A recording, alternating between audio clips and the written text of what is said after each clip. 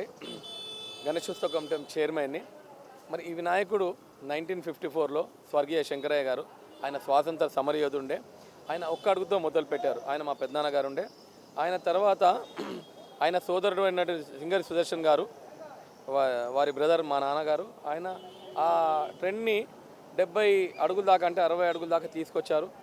మన శంకరయ్య గారు వచ్చి 1994లో స్వర్గస్థులయ్యారు. దాని తర్వాత సుదర్శన్ గారు మా నాన్నగారు 2022లో వినాయక చవితి అన్ని పనులు చేయించి తర్వాత ఆయన స్వర్గస్థులయ్యారు. దాని తర్వాత 2023 మళ్ళీ 24 ఈ సంవత్సరం కూడా చేస్తూ ఉన్నాము. మరి ఈ సంవత్సరం ఏంటంటే 70 సంవత్సరాలు 70 అడుగుల వినాయకుడు అనే ఒక కాన్సెప్ట్తో వెళ్తూ ఉన్నాం అనమాట. మరి ఒక సైడు ఏ మూర్తులు వస్తుందో కొద్ది రోజులు చెప్తాము. మొత్తానికి సప్తముఖ శక్తి వినాయకుడు, 5 సర్పాలు, 5 తలలు, మరి 14 హస్తాల్లో వెళ్ళబోతూ ఉన్నాడు. మరి ఈ సంవత్సరము ఒక సైడు అయోధ్య రాముని కూడా పెట్టబోతా ఉన్నాం. ఎందుకు అయోధ్య రాముడి అంటే మనందరూ వెళ్ళి అయోధ్య రాముని చూడలేదు, దర్శించలేడు. కాబట్టి ఆ అయోధ్య రాముడు ఏ విధంగా ఉంటాడో ఆ విధంగా ఇక్కడ రాముని తయారు చేయబోతాం అనమాట.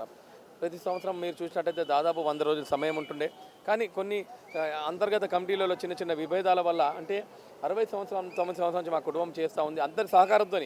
మళ్ళీ గణేష్ ఉత్సవ కమిటీ అధ్యక్షులు అంతకుముందు జనార్దన్ రెడ్డి గారు ఉండే, దాని తర్వాత దానం నాగేందర్ గారు ఉండే, వీరందరూ ఉండే.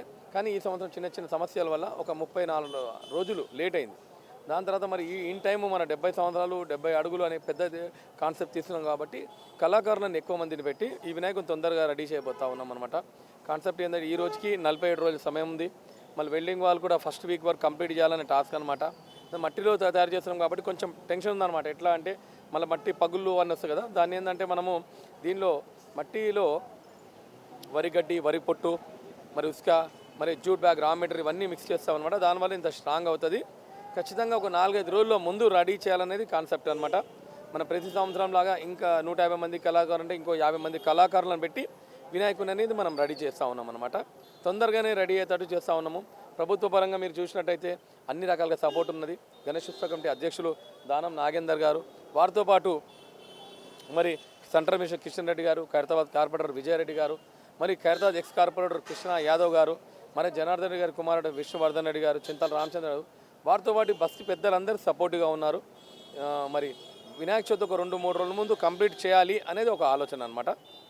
70 అంటే మనము ప్రతి సంవత్సరం మీరు చూసినట్టయితే 60 అడుగులే ఉంటుండే. మనము వినాయకుని 2014లో భగవంతుని షష్ఠి పూర్తి జరిపామన్నమాట.